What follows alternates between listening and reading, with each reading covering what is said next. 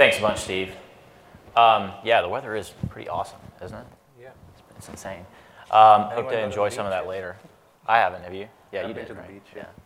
So, like Steve said, I'm Buddy, and I've been involved in the performance industry for a while, since 2001. And for the vast majority of the time that I've been involved in the industry, the lingua franca for what is the amount of time that people are spending waiting on stuff has been the load event. And like Steve was saying, Philip and I are focused on real user measurement now. But for most of those years, I was involved in synthetic monitoring.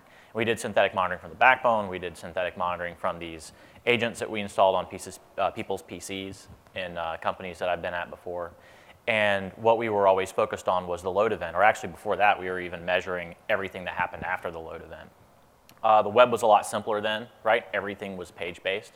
And so we found that there are a lot of stress points, and it's, as Steve was saying, it's getting to the point where load as a standard for how long people are waiting is really getting stretched thin. So we wanted to spend some time today talking about some alternatives and maybe even some different ways of thinking about what it means to be done in the page.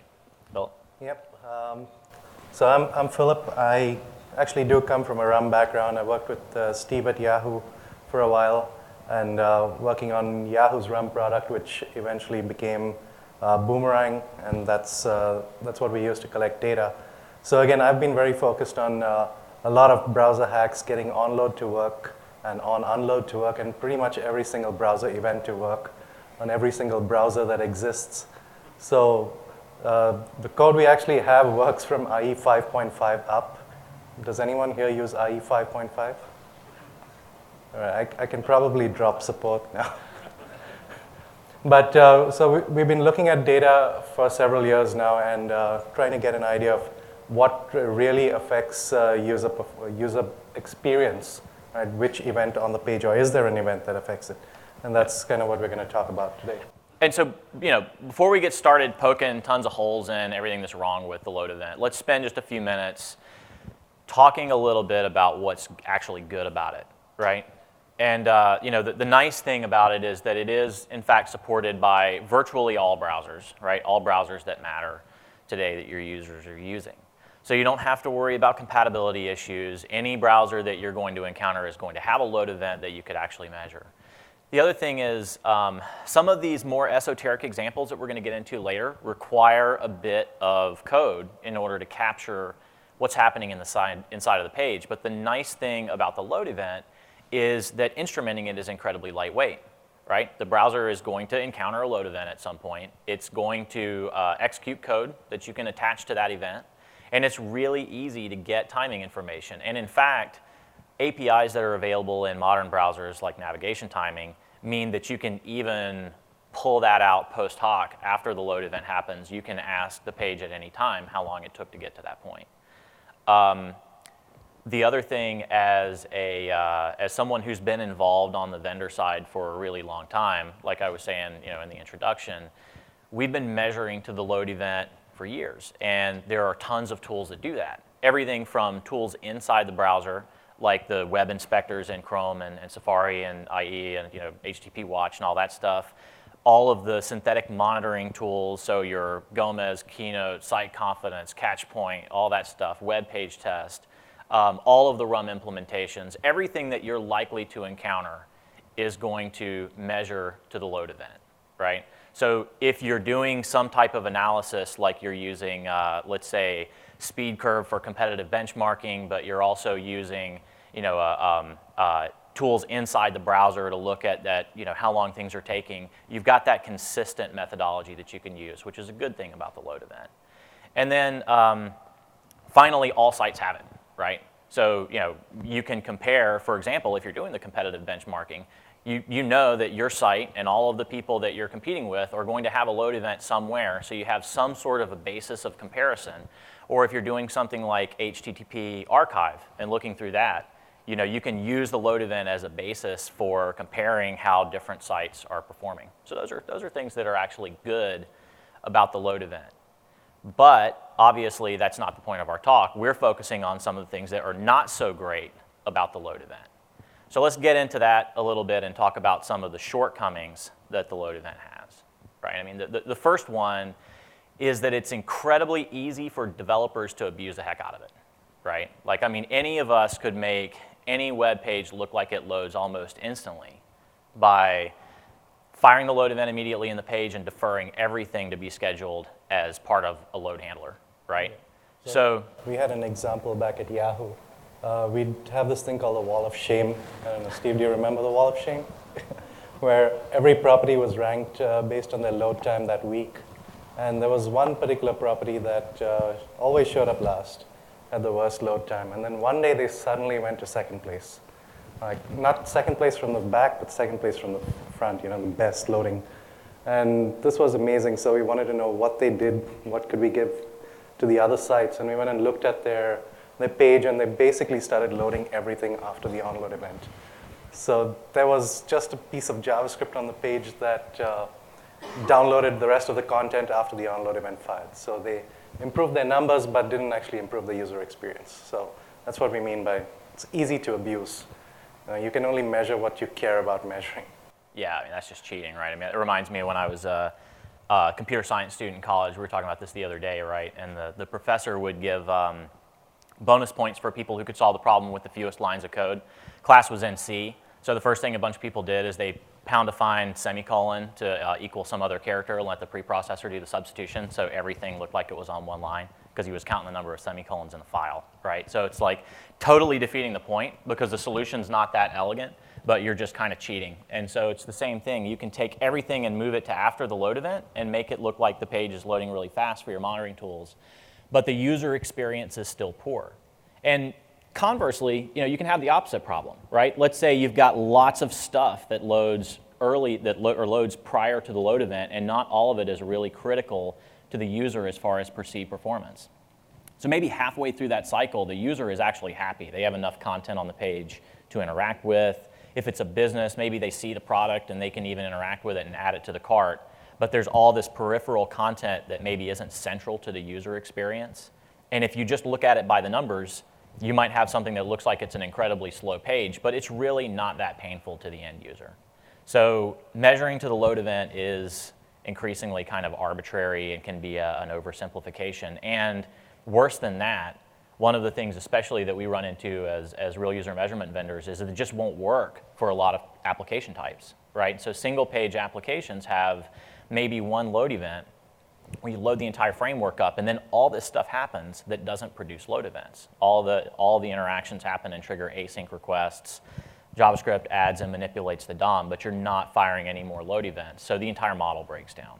Yeah, it's easily a 10x difference between the number of events, well, the number of onload events and the number of interesting interactions that a user has with a single page app. So you're missing about 90% of the data if you're only looking at onload. Yeah, and then the final piece is the perceived performance piece, right? That was the example we were talking about earlier where maybe all of the content isn't equally important. Maybe what you really care about is some of the content. There's other stuff that maybe just kind of happens before the load event fires, but it's really not that important and it doesn't effectively capture the user true experience. So that leads us to the kind of the stuff in the gaps, right? Maybe it's not necessarily good, it's not necessarily bad, but it sure is inconvenient, right? And one of them is that it's inconsistent across websites. Maybe one website, they kind of cheated on the load event like we were talking about earlier. Maybe another one is pretty accurate as far as being a good proxy for what the user is experiencing as like the page is now interactive. And then maybe there's one where, again, they load the most important content really early, the page is really responsive, it feels like a great user experience, but if you measure to the load event, it sort of overstates how long people are having to wait. And there's also the case where a user a user who's generally used to a site, uses it a lot, they know exactly where the links they care about are. So as soon as those links start loading up, they'll just go ahead and click, even before the onload is fired. So if you're really waiting for the onload event, you're not just going to not measure the right thing, you're in fact going to lose that entire data point because the event you're looking for hasn't happened yet. So, and there's also the case where a user's just been waiting so long and the onload event hasn't fired, and they left without waiting for the page to load. So that's another data point you've lost that just because you waited for an event that never took place. So we want to try and capture these kinds of events as well, where we're losing a user or we're getting a user onto the next step before the event that we're looking for happens. So what's an interesting event that we can look at to capture this kind of behavior? Yeah, and so with that, why don't we look at some of the alternatives? All right. How do I go forward? Yeah, there you go. All right, so there's several ways we could approach this problem. So there's browser standard events. Who knows all the events that happen between the first byte coming in and onload?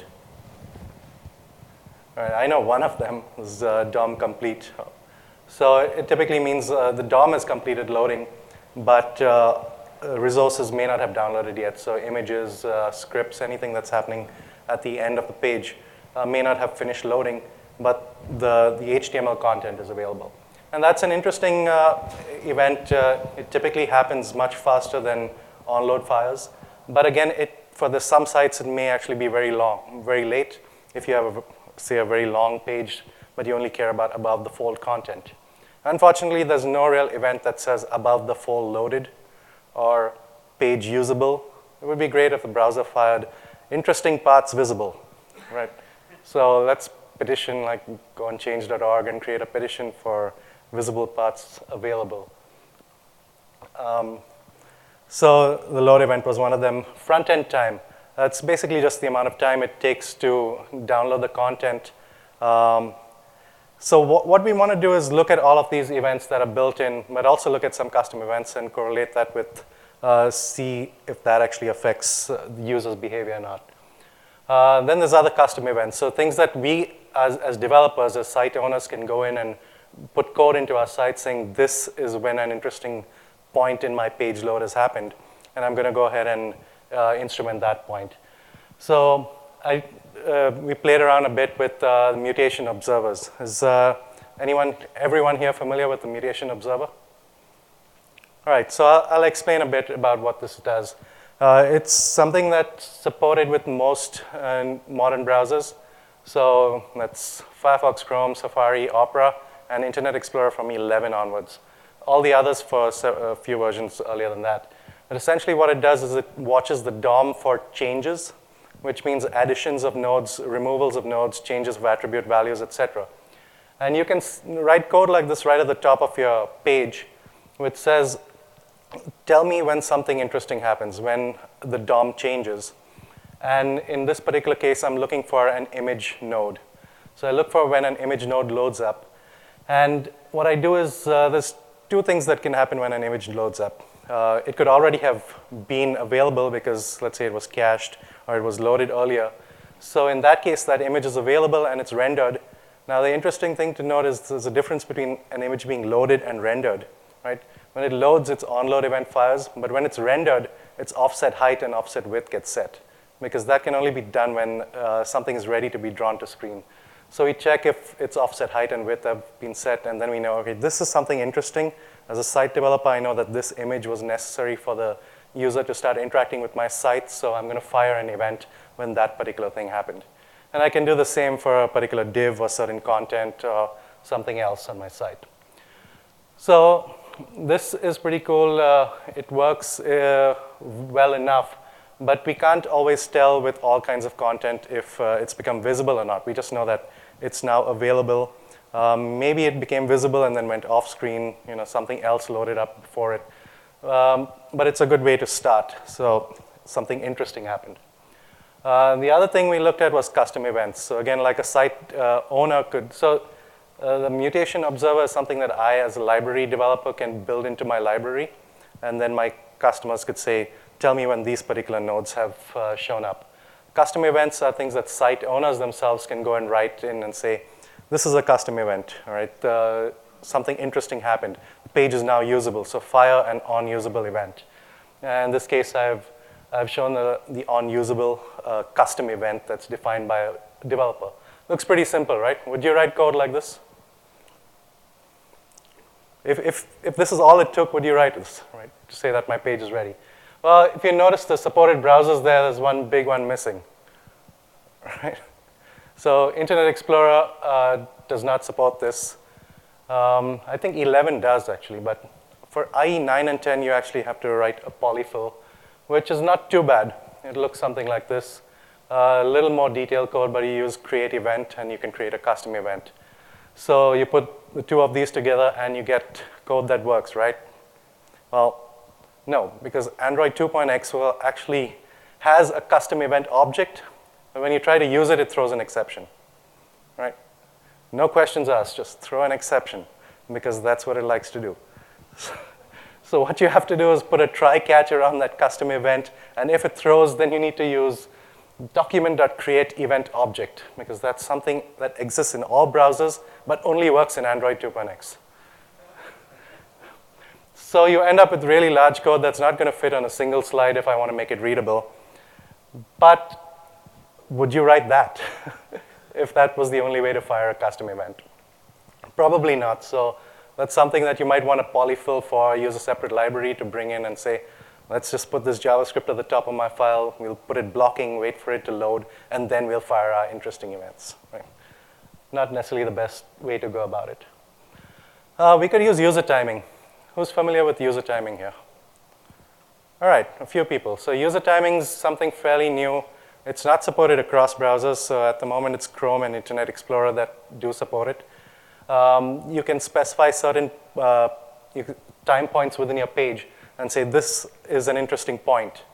The problem is it does not actually fire an event. So it does measure the time, but you need to figure out when your code's going to run and measure that event, or measure that time point. So if your code runs too late and the user's already left, you've lost that data point. If your code runs too early and that time point hasn't been set yet, then you have a problem. So what you end up doing is polling, right? Do you like polling? Every time you poll, you're blocking JavaScript on the page. So we don't want to poll. Single page apps, as we mentioned, another interesting case where onload doesn't work. Now, it's fairly easy to wrap the XML HTTP request object, right? It's a standard window.xml HTTP request. You store that in a proxy, or actually store a backup of that, proxy it, and capture timing information for each of the interesting events on XML HTTP request. The problem is XML HTTP request only downloads, let's say, JSON or XML content or sometimes HTML. It does not download all the images and all the other resources required by that content. So if you were downloading a product page in your single page app, the user clicked a product, you download the description, but you also want to download product images. You want to download other stuff. This wrapping with the XHR object is only going to measure that initial XML download, which could be cached. So that might actually show up very fast. And then all the other stuff that's needed is what takes time. It takes time to render it, and that's not what you're going to measure. But the cool thing about wrapping the XML HTTP request object is you can capture the HTTP response code. So you will know if any of those gave you 404s, right? Quick question. On a 404 page, if you attach an onload event, will it fire, or will you get an on-error event?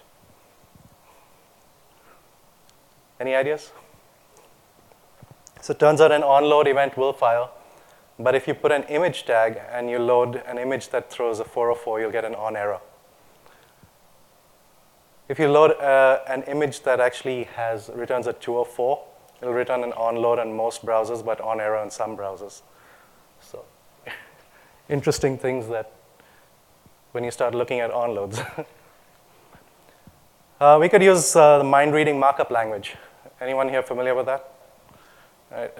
It's a pretty cool markup language. It has a brain scan tag, which allows you to tell if the user has reached a satisfied state or not.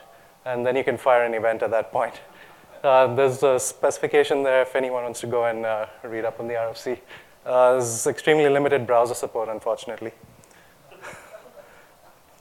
And then we get at behavioral events. Do you want to talk about behavioral events?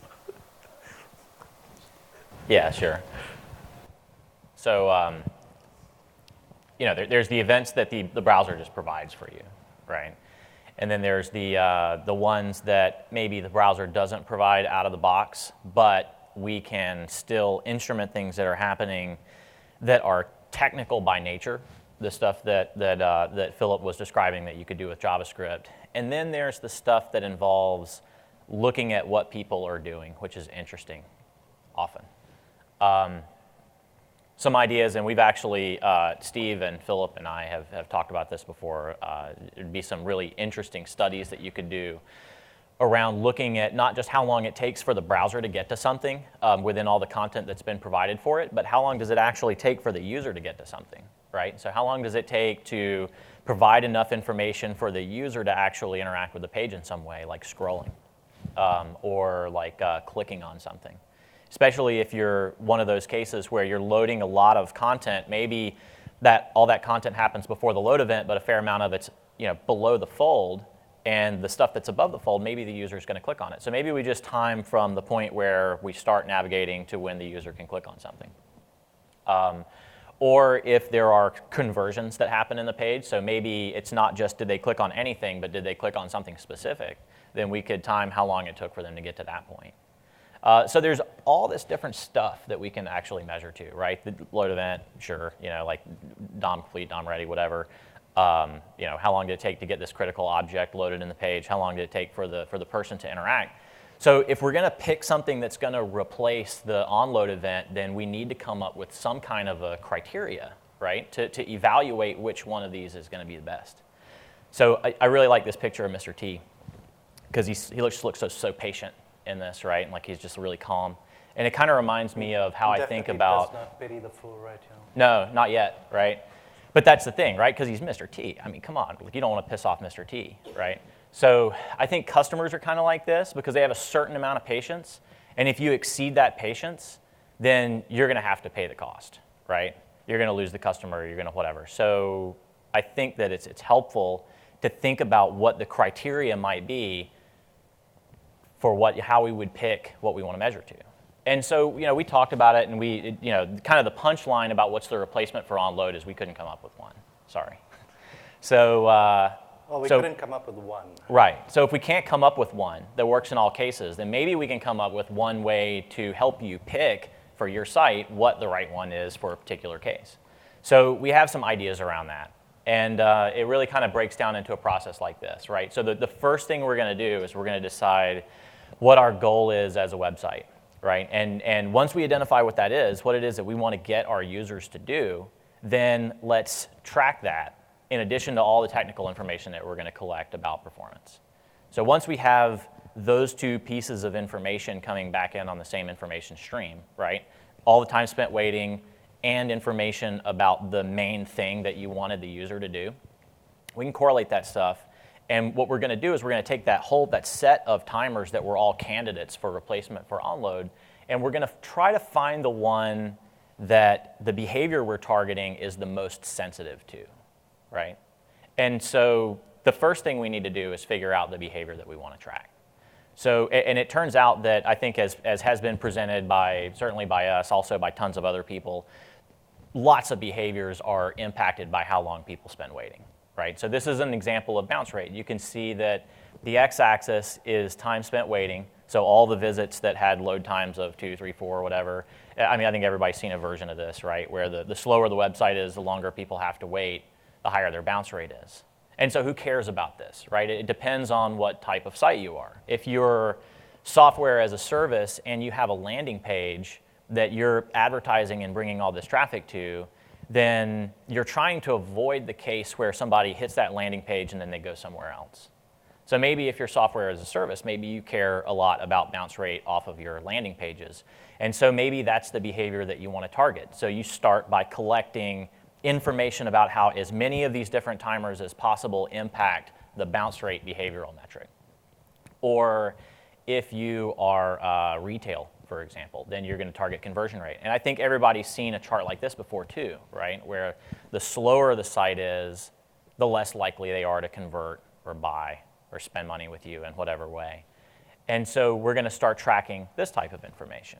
So that's maybe a retail example. Or if I'm in media, then session length is interesting because media companies make money by delivering ad impressions. And so my motivation for what I want my users to do as a media company is probably to get them to look at as many pages as possible so I can deliver as many ads as I can, which drives the value of each visit up. So we're going to track all that information, but we're going to pick one of these that we want to induce, right? People to look at lots of pages, people to not bounce off the site, or for them to convert on whatever action. And instead of producing one curve, what we want to do is produce a bunch of curves, right? So one for each of these different timers that we're looking at. So in this example, we're looking at a particular site's data, and it's taking bounce rate as our example. So again, we see that generally these curves are going to go up and to the right because the bounce rate goes higher the slower my website is. And we're going to look at 4 example timers: DOM content loaded, front end, DOM complete, and our old friend, the load event. And we're going to try to see if for this site we can apply some kind of methodology to help us figure out what the best timer is for this particular site as a potential replacement for load. And I mean, shoot, maybe load is the replacement for load, right? We don't know yet. So what we're going to do is try to figure out, if we're trying to figure out which one of these is the user is the most sensitive to for the behavior that we want, then what we're really sort of implying here is a derivative of this, right? So we want to see the slope of the line. So for the purposes of the talk, it kind of possibly oversimplified this a little bit. So we're just going to take the time at 2 seconds and the time at 8 seconds. So the leftmost point and the rightmost point on that chart earlier. There's probably a lot of more robust math you could apply to this with regressions and things like that. But for the sake of conveying the concept, bear with me. We'll oversimplify this a little bit. So we're going to identify what the value is at 2 seconds and the value at 8 seconds. And we can figure out what the rate of change is as the site gets slower, right? So essentially, we've figured out how much in this case, the bounce rate changes for each unit of time that timer increases by. And so we can, this example has 4, but maybe you're going to look at a dozen, right? Because it's probably important for your site to get this right. But once we do this, then we can identify the one that the user is the most sensitive to. So in this case, DOM content loaded is the right one. Maybe in your case, it's just straight up front end time, or maybe it's one of those really interesting ones that Philip was laying out earlier. How long does it take to get, like, if you're retail, how long does it take to get your product image and your add to cart button on the screen? And maybe you're looking at conversion rate instead of bounce rate, right?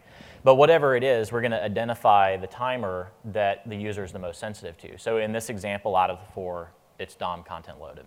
So is this something that changes time over time? It is, and that kind of leads us back to our friend, Mr. T.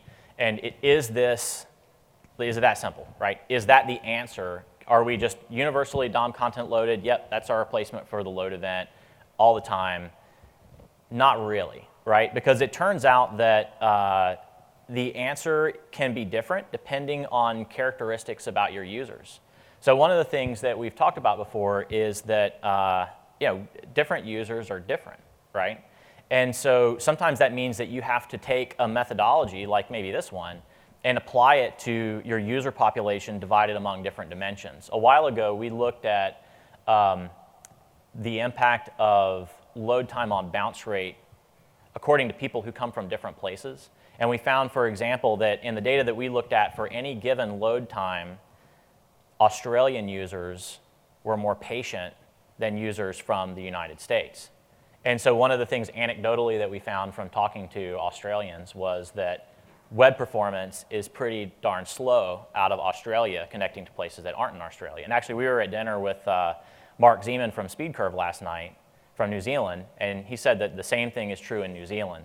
So it would be interesting to rerun this with New Zealand and see how that fits into this chart. So if that's true, if sensitivities are different depending on different user populations within your website, then it might actually be true that not only is there not one replacement for the load event, just generally across sites, but even within your site, it might be true that there's not just one marker that you should manage to for all of the population that's coming to your site. If you have a very diverse set of users for whatever reason, so geography is one dimension that your users might be diverse across, there could potentially be others. Maybe you're a business where you have 6 or 7 different web properties that target people of different interests. And so you'd probably want to take that methodology and apply it to each one of those to figure out what the right answer is. Maybe you're running an advertising campaign and giving discounts, and people's patience suddenly goes up because they're spending less money, right? So all of these factors may fit in. I think the important thing is you need to collect all of the data. All of the data, all of the time. Yeah, and it's just time also matters, right? And seasonality. In fact, we're getting into, at least in the U.S., Thanksgiving's huge, right? So everybody's going to flock online, try to buy all this stuff. And their patience probably changes when their children are going to get really pissed if they don't buy that, whatever. It's not Tickle Me Elmo anymore, but whatever the thing is that everybody wants, right? Then maybe that means that it impacts people's patience. And so what you want to be able to do is to iterate on this methodology and to be able to run it and revisit this stuff on a regular basis and make sure that the goals that you're setting and the metrics that you're targeting are actually the ones that are the most accurate representations of what your users are actually thinking. Because that MRML thing doesn't really exist. So we're trying to come up with something that is an adequate approximation given the constraints that we're working with. So it's an interesting point you mentioned about kids. Yeah. I was at a store the other day, and there was this guy with his little daughter, and he found the stuff he was looking for, and he was like, oh, finally, after 4 stores. Right. He'd basically been going store to store to find that one item. So his user patience was pretty high. Yeah. Right? Yeah, so being able to take that, I think maybe the best thing that we can come up with, at least the best thing that we could come up with is if we can't identify one single answer, and there probably isn't a single answer because it depends on so many different things, and maybe there's even multiple answers within your website, then at least maybe we can standardize on a methodology that we can apply consistently to try to track this. And then if we can all identify one methodology and maybe refine it as we go, like in the performance community, then we can all work together to try to achieve something that benefits everybody. So thanks everybody for the time. By the way, we're from SOSTA and we have a booth and we're also hosting the wrap party at the end of this today. So does everyone get their drink coupons? Yeah, their badges? That's where if you had when you registered the rum coupon, so you can use that. If you have any questions about this stuff, we'd love to talk to you either in between the sessions or at that wrap party at the end. And by the way, apparently, I guess we're raffling off some GoPros. Oh, yeah. So come by our booth. Yep. Cool. Any questions?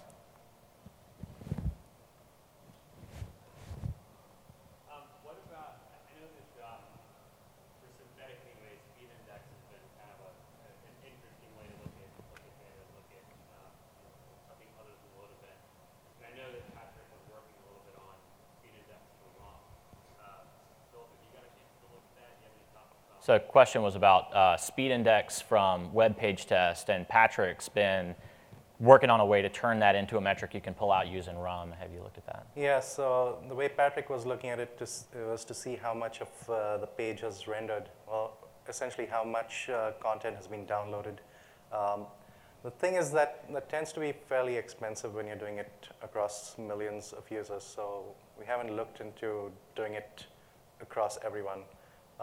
Maybe interesting to sample that data, but the question is, who are the interesting people that get into your sample? You only know that after you've actually collected the data. So I'd say at this point, no. That was someone. Good question over there, yeah. How are you capturing your events and ensuring that across lots of different types of browsers and users you actually capture all your type of events? All right, so the question was, how do we capture the events across different browsers and ensure consistency, I'm guessing. So we do have a library, a JavaScript library called Boomerang that customers put into their sites. We are obviously dependent on when they include it in the sites. So including it before onload means we do, in fact, capture onload and we capture DOM complete and any of the other interesting events like using a mutation observer. We're not currently doing the mutation observer. That's experimental code.